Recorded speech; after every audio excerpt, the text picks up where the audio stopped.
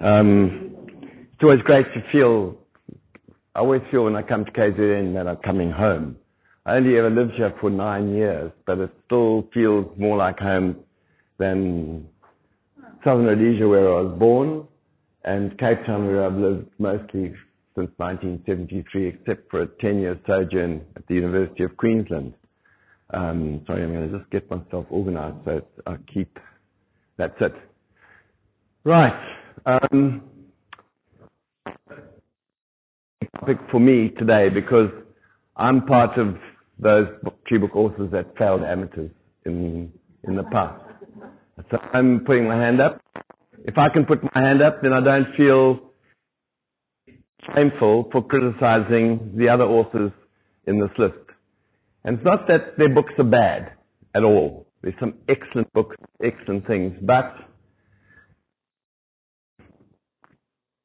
5 years I've been working with a banker who is taking the most amazing photographs of trees in Kruger Park.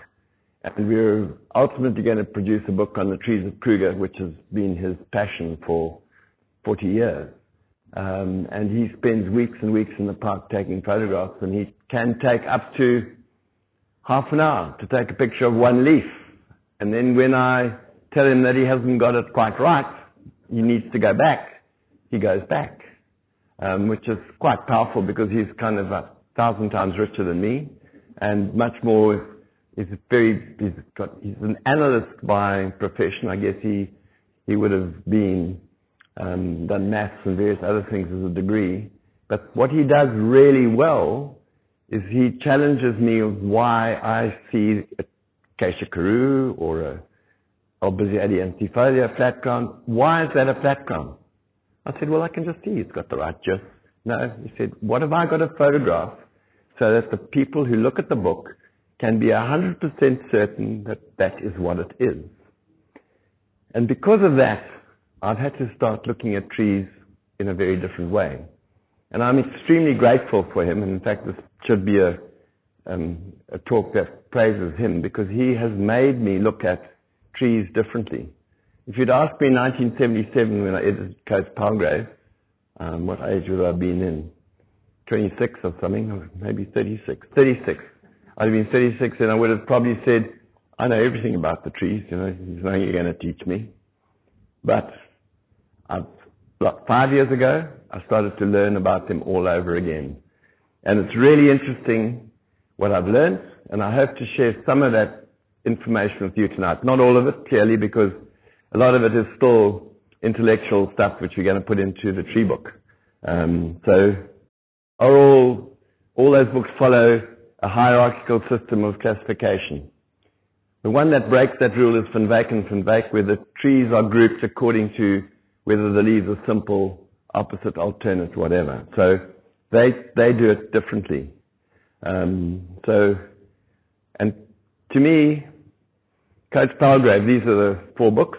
To me, Coates Palgrave is still my Bible. If I really want to look up some information about a tree, I'll go to my Coates Palgrave. For me, the best book for the Lowveld is Smith, Lotter and McKellen. The Boone book is really wonderful for the eastern part of the country. And Van Wyk seems to be the people's choice by sales volume. So Brahman pitched Van Wyk's book sells more copies than any other tree book. And I think probably more copies than any other tree books combined. If I get my sale figures from Pippa Parker, who is Straight Nature, in charge of Straight Nature, and WhatsApps and various other things, tree apps, plant apps. This is an opportunity for us to grow the knowledge of people, botany, not just in cities, but outside of cities too. And if we've missed that boat now, we're missing a very important opportunity. And that's why I think BotSoc has to play a new role in transforming not just who's in the society. I don't mind that. That would be nice, but transforming the way in which we've done botany in the past. So, and I'm an old botanist, and I'm preaching to some converted and many non-converted. But I hope that this is an honest and constructive but critical review. Learn from my own mistakes pre-2020. So if we go forward, we've got to improve this collective ability. Now clearly, some trees are just dead easy to identify. A baobab is a baobab. You don't need 25 pictures of a baobab. One picture of a baobab tree, it's a baobab tree. Mapani, that Mapani country, that boring, if you like, monospecific Mapani country that's this tall and you can't see anything in it, with those lovely butterfly-like leaves. Galpinia transvolica, with a midvein that ends just before the tip, and the tip is like a lip on a jug, and it's got that little knob thing at the end. There's no other plant that's got that feature. You only have to show one picture of that feature to say this is Galpinia. You don't need to show a picture of the bark, the tree and flower, the fruits, or whatever else. One picture of one leaf is sufficient. The figs are easy to identify generically. Specifically, it's much more difficult. But generically, they have a milky latex, and they have a leaf scar that runs all the way around the stem. That's a fig. So to get it to genus is dead easy. So a lot of our trees are easy to identify. Some are incredibly difficult. And some even the experts will battle with. So difficult things are, the cercias are what we're rust. Gruyas, I find gruyas difficult. Acacias, and I will use the term acacia because I fail. If I write something in a peer-reviewed literature, I'll talk about Vachillia and Senegalia. But if I talk to people generally, I'll still talk about acacias. And many of the Celestraceae can be very difficult to identify. So the task of authors is complicated. I'm not saying it's easy to write a tree book and to have all these things done. So hats off to those people who put their hands up and made these tree books and did a really good job, spent hours and hours and years doing it. So they've all done the best job possible in their time. But I too, and they all are, we were shackled by historical tradition. If you look at all tree books, all descriptions of trees follow the same pattern. You know, the tree grows in this environment, its canopy has this shape, it has bark like this, it has leaves like this and this, and there's this dimension, that dimension, it's got flowers of this color, that color, fruit, blah, blah, blah, and then some uses at the bottom. It's you get a whole band of information that gets thrown at you, and you've got to read it all and then pull out the key bit. Now why? If we're trying to make you understand what the plant is, why don't we pull out the key bits? And then there are photographs with them, or on the opposite side of the page in many cases, and those photographs don't necessarily clearly identify the key features, the key characteristic features. Why not? Why have we not done that? Why have we not made it simple? And those are questions which I haven't asked of any of those authors, but their books don't demonstrate that they understand that either. And I didn't either, so I'm in that basket. So the other thing we do, we have to discard our old botanical mantra. We can't go on, particularly with young people, using all these long botanical words which I've never heard in English. Opposite to cut, whatever. We won't go there for the moment. So why have these tree books failed? Firstly, traditional keys are very cumbersome. If any of you have tried to key out a plant, you go through it, you go through very dichotomous keys, and in the end you come to identification and you can't be 100% sure that what you've identified is what you've got in your hand. And maybe you made a mistake somewhere, then you've got to start at the beginning. And I give the example when I was a second year student doing botany prax at Maritzburg, we had Henkel, and we would be given 4 or 5 species of woody plants to key out in the prac, and sometimes we were there from 2 till 6 before we got them identified. 4 or 5 specimens of plants to identify. We didn't know what they were. Using Henkel was extremely difficult. It was the only book that was available. So most books use complex botanical nomenclature to be scientifically correct. I've done that in the past. I think it's time, if we want to talk to the general public, it's time to shuffle off and not use all that botanical and scientific language. It's confusing to non-botanists. My wife says, when I start talking botanical, she says, tell me, what do you really mean? Very simple.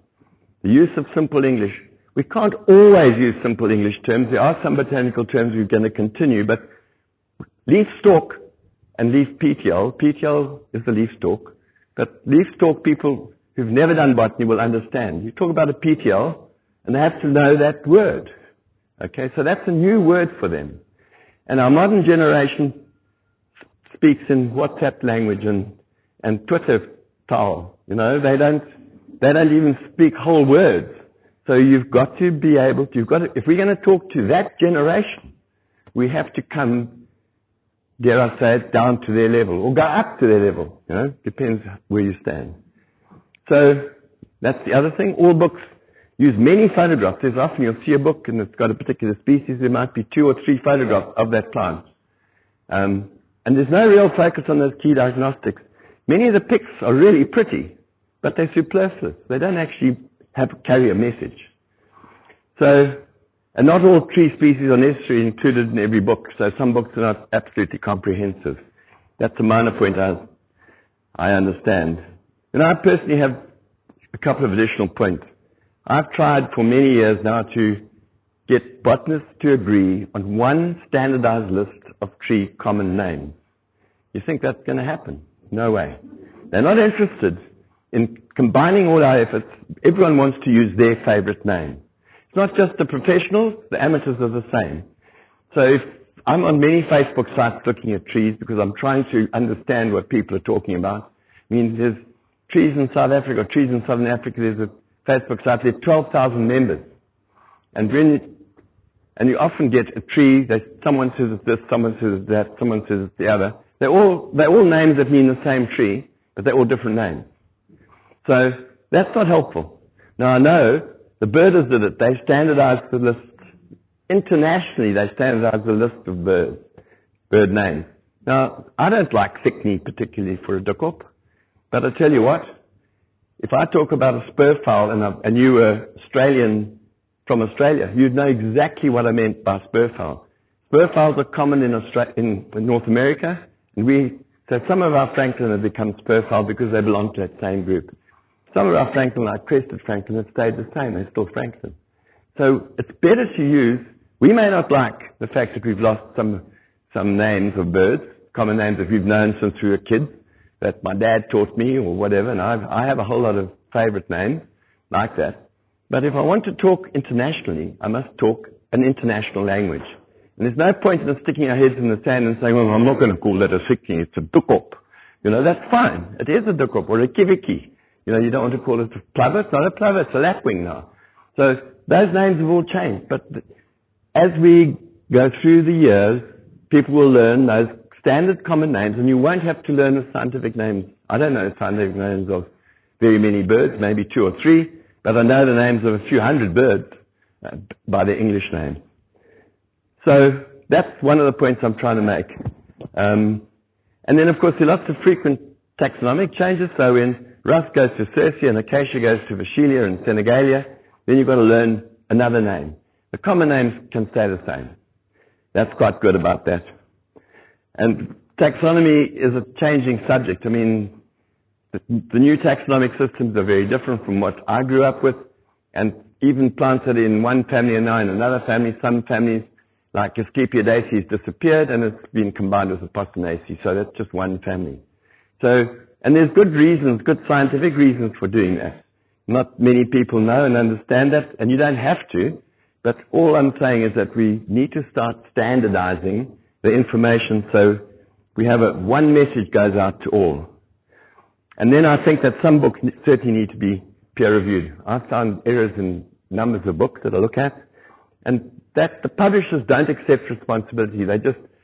Someone like Eugene Moll sends a book to Straight Nature, they publish it without sending it to Hugh Glenn or some other person to peer review it. And Hugh might find a whole lot of errors that I've made.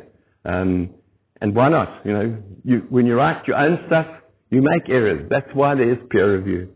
But they don't peer review the books. So, and lastly, not all books share the same deficiencies equally. So I'm just putting it out there that we need to have a revolution in the way in which we do ID books for plants. And I'm using trees because they're closer to my heart. So to demonstrate these shortcomings, I want to compare my choice to the 4 best books available. And they're all good books. I'm not saying they're bad books. They're all good books in their own way. But they all could be much better books. 3 have species ranged taxonomically with only Van Wyk artificially, which is what I said earlier, but I think it's worth repeating because it's important. So historically, species were ordered taxonomically, but Van Wyk and Van Wyk recently advised that they grouped artificially according to one or more morphological features or anatomical features such as leaf, simple or compound leaf arrangements, etc. And certainly, as I've never kind of used Van Wyk very much because I understand the taxonomy and I go to Boone or Schmidt-Lotte or Coates Palgrave. But now that I've been doing this and looking, I see more and more good in the way Van Wyk has ordered the trees. But before going out on a limb, I'm going to add a waiver. And this is, my wife said, you can't go out there and criticize all these colleagues of yours like this. I said, well, why not? You know, that's what peer reviews and science is about. So why did I dare to tread such a critical course? My additional waiver is that the identification of trees using vegetative features is fraught with huge difficulties. So firstly, hats off to the authors. Difficulties occur not just because you have over 1,000 tree species, or that lianas, woody climbers and shrubs have crept into our burgeoning national tree list, because we want to make our list longer. We want to say, look, we're in South Africa, we've got 1,000 tree species. Real trees, we're lucky if you've got 700. But that depends on what you call a real tree. But we use all these books primarily use vegetative features, and they are notoriously complex and variable. So if you're using something that's variable and complex, and you want to come to one endpoint, you're asking for a wee bit of trouble. So sometimes it's differing, but sometimes plants differ between individuals, and more often than not, from place to place, habitat to habitat. The leaves can be bigger, smaller, rounder, squarer, whatever. So there's this built-in difference. But in 2020, it's time for some of these improvements. And I'd like to quote from a book that I've just been editing, written by Trevor Unkovitz, who he's written this book, Know Them by Their Fruit. He's a Sarsfield trained forester in 1965, so he's an old guy like me, with a long and illustrious career in forestry, horticulture, and nature conservation, who when he retired, he qualified as a nature guide. And over 50 years, he's visited all places, and he's beautifully illustrated 381 species in his book. And I hope that BotSoc will, together with Jacana, will publish this book by the end of this year. There are a few rivers to cross, and some are raging torrents, I'm sure, but I hope that I'm going to get there, because I'm quite a persistent fellow. The reason he chose to illustrate fruits is that, like so many tree lovers, he found it difficult to identify many tree species from their leaves. And this is a quote from Trevor. He says, fruits like flowers have a much more stable shape and size, and unlike flowers are mostly more persistent. Thus, if there are no fruits on a tree, you can scrabble under the canopy if you like, and you might find some remnants of fruits or seeds that can be a useful identification aid. So this is the first time in the world such a book will have been done. And his pictures are rather quaint and beautiful. They're really good, and handwritten notes on each plate. And it's kind of a little Victorian journey. I don't believe it's going to be a bestseller, but it will sell a few hundred copies. And I think because it does it differently, it's worthy. In the BotSoc, our mission is to win the hearts and minds of people about our indigenous plants, not to make a profit. And there I differ with the treasurer of the BotSoc. He wants everything to be a profit. So I can tell you this AGM, there's a little fight coming up. So back to the comparisons illustrating with hindsight the deficiencies. Can you all hear? Yes, okay. And I'm not expecting you to look at this key, but on the left, in the middle, are the kinds of keys that you have in the first 3 tree books. On the right, a single page from Van Wyk. So Coates Palgrave has 46 pages of keys that you have to go through to get somewhere. Schmidt, about 20, Boone about 12, and Van Wyk 3. And a 1-page shortcut. Well, that's quite good. It's a much quicker way to go. So, that's just something to start with. Then complex botanical nomenclature. I've been told by many people that users prefer to look at pictures, and many people, I see them and they look at a tree book, they page through and they look at the photographs, they don't read the text, they look at the photographs to see if they can match what they've got. So we need good photographs. Really, there's no reason why we can't take excellent photographs. And this guy, Ted Woods, he'll take half an hour to take a picture of a leaf.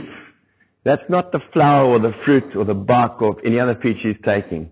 So it can take him 6 hours maybe to take the photographs of one particular tree. And he spends that time. And he's dedicated. He wants this book to have, as he calls it, gravitas. And I think it will have, because his dedication is unmatched.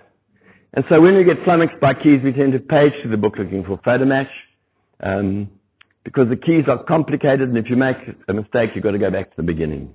And none of us like to retrace our steps once, but when you've done it 3-4 times, and it's an hour later and you still don't know what the hell you're looking at, what the hell, give it up.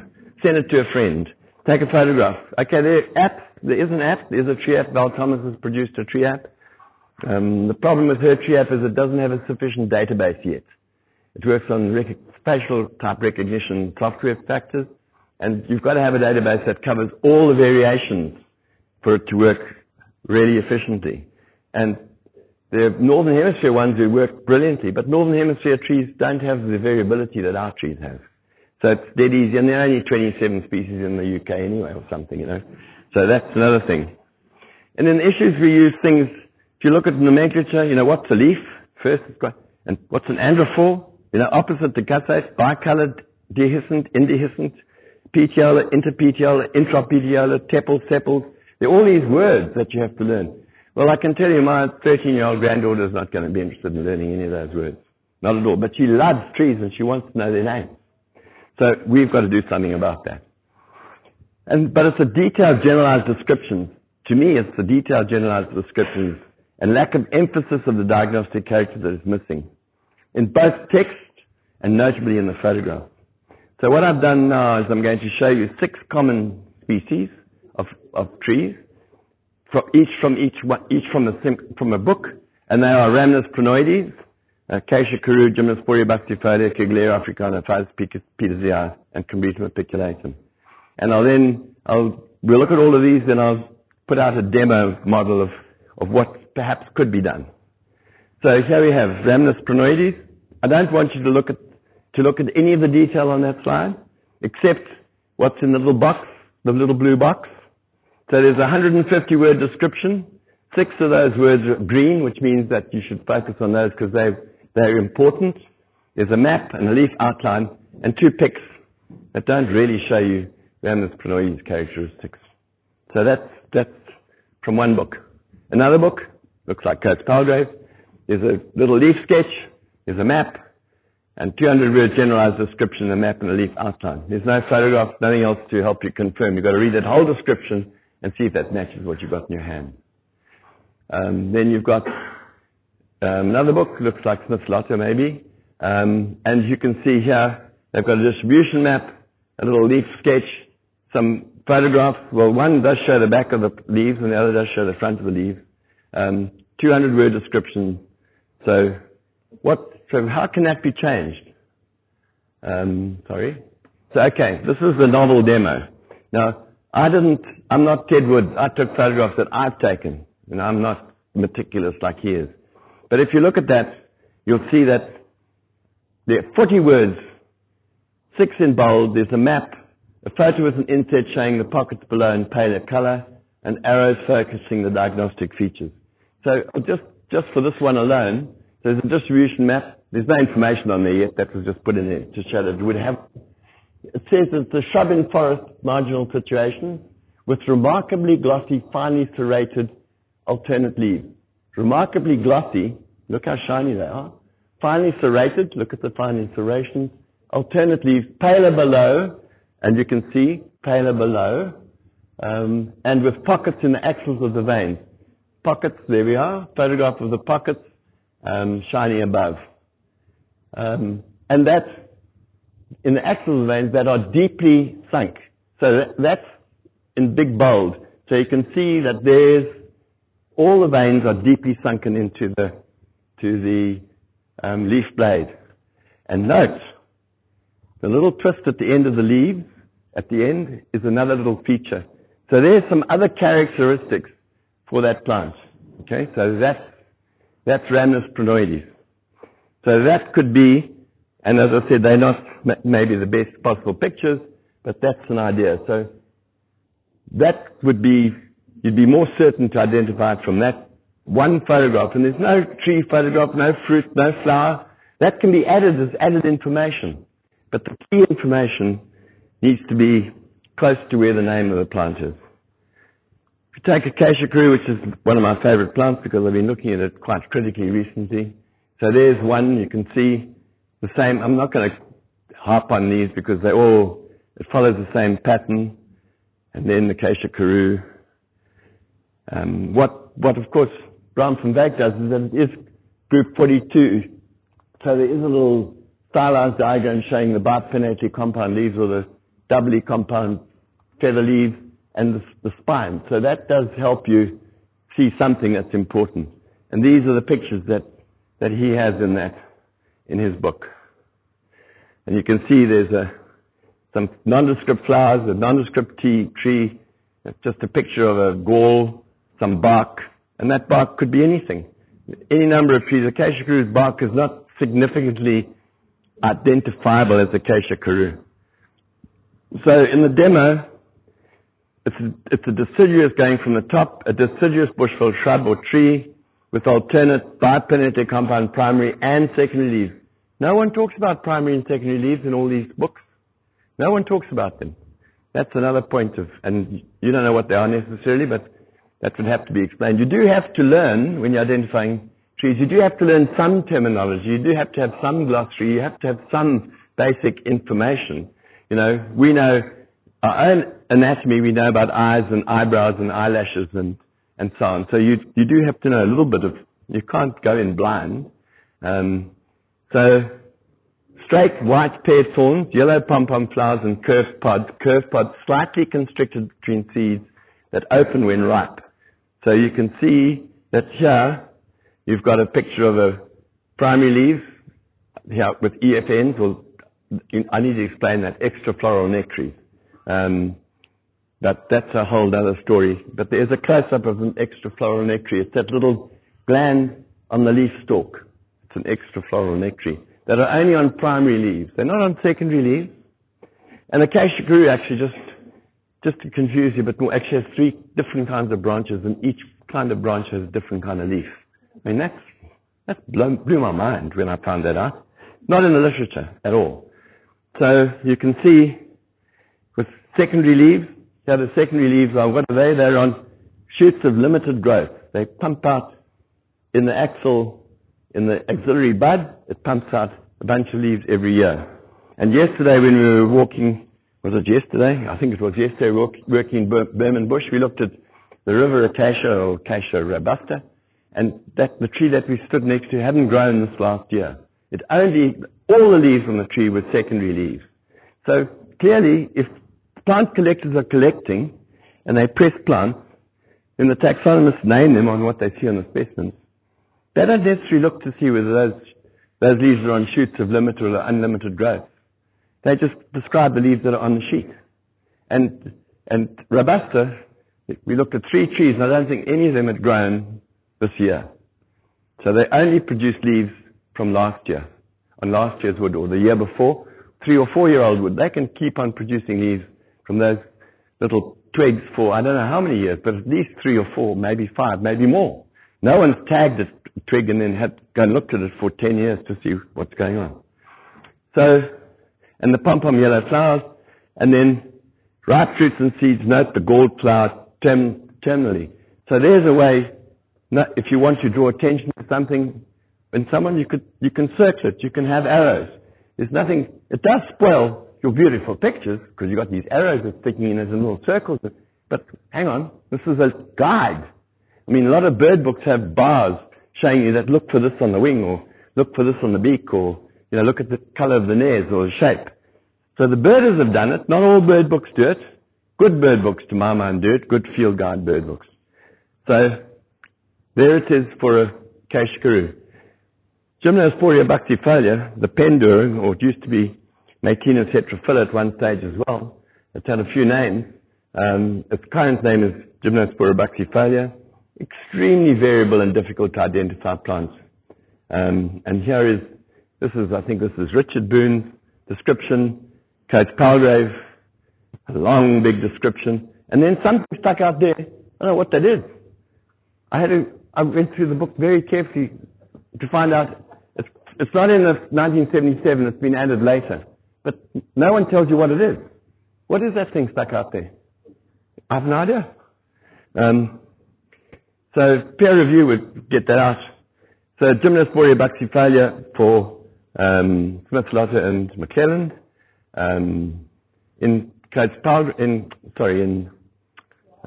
Brown, you can see that the leaves can be entire or serrate up there, and there's a spine in the axil. But these photographs don't really necessarily, to me, show you what it means. Now, this is a difficult plant to identify in the field. It can be. So what do you do for the novel demo? Well, you have a map, and then it's mostly a shrub or bushveld and forest marginal. Terminal twigs can be drooping with dull green to bluish alternate leaves. Single primary leaves on shoots of unlimited growth are elliptic. No one tells you that. Clustered secondary leaves on short shoots are oblanceolate.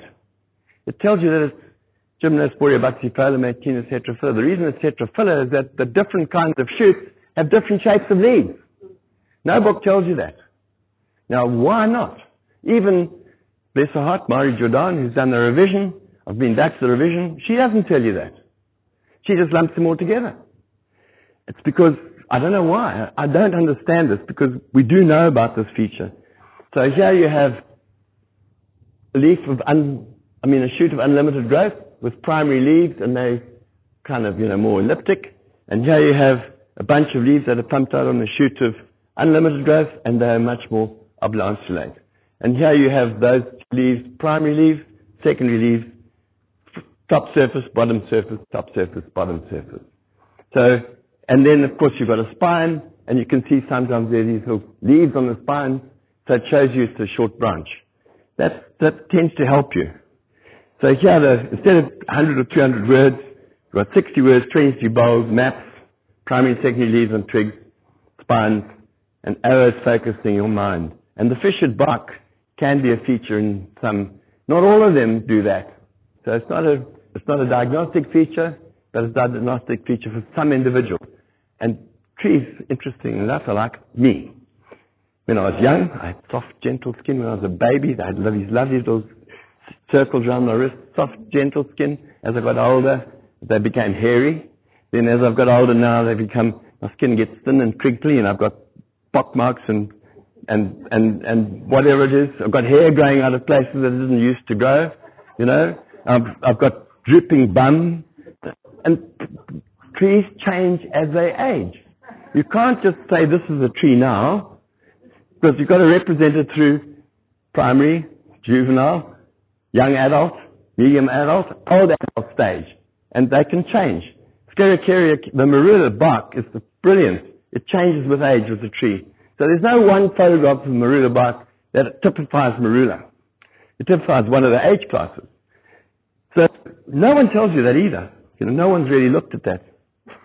So it's fun. You can imagine there's interest. And as I've got older and less concerned about what people think about me, but me being more concerned about what people can get out of tree books, I've become to do, thanks to Ted, I've changed my way of looking at stuff. So there we go through Kigaleria africana. People will know this, and we come to, it's one of the most variable trees that I know in South Africa. I mean, it has thinly green, serrated leaves like this. It has leaves that are totally bicolored, that are much thicker and much more robust. But the thing about it is, you see that fruit, you can be absolutely sure if you look at the undersurface of the leaf and that the little bubbles on the top surface, you see these little hairy pockets.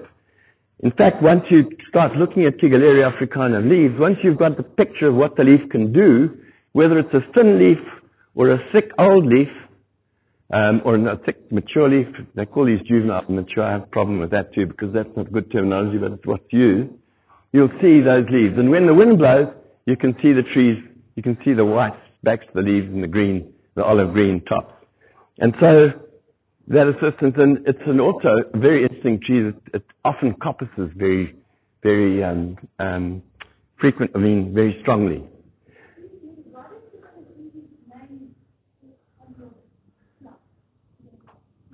Sorry? Oh, wild peach. Wild peach. No, that's fine. No, wonderful. Thank you. Why don't you write to the Botanical Society and say, why do you only use these botanical names? Why don't you use common names so I can understand what you're saying? I can tell you that there are people on the council of BotSoc who don't want us to use common names. I mean, but this is 2020. Anyway, I mean, it's just letting you know, we have lots of opinions and it's democratic, but anyway, and I'm being particularly argumentative this evening. You probably, if those of you who know me, you'll know that that's what I'm doing. I'm putting lures out there into the water. So Ficus petersii, there's a group of figs, and this is one of them: Peter's fig, Burke's fig, Natal fig, and Thoningii. I don't know whose fig that is. Thonus fig. And then maybe Craterostoma, the strangling fig. There are 5 figs that unless you look at them very carefully over many twigs and leaves, and you have the fruit, it can be very difficult to be absolutely certain what you've got. So even the fig experts like, I've got Simon van Oort, for example. No, Simon van Oort is my best fig expert. There's a fig book by that lovely couple that live up. John and Sandy Burrows have written an amazing fig book. It's wonderful. But to me, Simon van Oort works on fig wasps. And he's got to make sure that he knows that fig absolutely. And he's at the Zika Museum and he lives just opposite the road from me. So he's an easy target. So I go and I send him, and if he doesn't answer, I go knock on his door and say, Simon, you haven't answered my email. What's wrong with you? And then he's in Tanzania. He's not actually at home. But he's really good at helping me. He's helped me a lot with a lot of figs. So the thing about, so it's an evergreen, large spreading tree, canopy, some with aerial roots, can be a strangler. Figs single or paired on short stalks, on saucer-shaped basal disc. If you find a saucer-shaped basal disc, then you're pretty sure, and it looks a bit like that, then it's petersii. The other similar ones don't have it. And the figs are often in dense clusters on bare twigs. The leaves tend to droop, that's a nice picture, on long stalks. And the thing that I haven't mentioned here is there tends to be a little knee. So this photograph actually is Ted's photograph. He's got to go back and take it again because it doesn't show the knee properly. So where this leaf stalk joins the blade there, it's often a little knee-like joint. It's a bit of a bend. And I've seen it in Burroughs' book, and I saw the disc in Burroughs' book, but it's not in this. But Burroughs' book is on figs only. These other books are all generalist books. So I didn't look at books that deal with plants specifically. And there's a photograph of a fig. What the hell, it could be any fig tree. It doesn't really show anything, but I had a blank space, so I had a picture of supposedly petersii. So I filled it in, like all the other tree book authors do. I added another photograph. And that's not a good reason to add a photograph. Combretum apiculatum, or the red bush willow. There we are, red bush willow for that lady.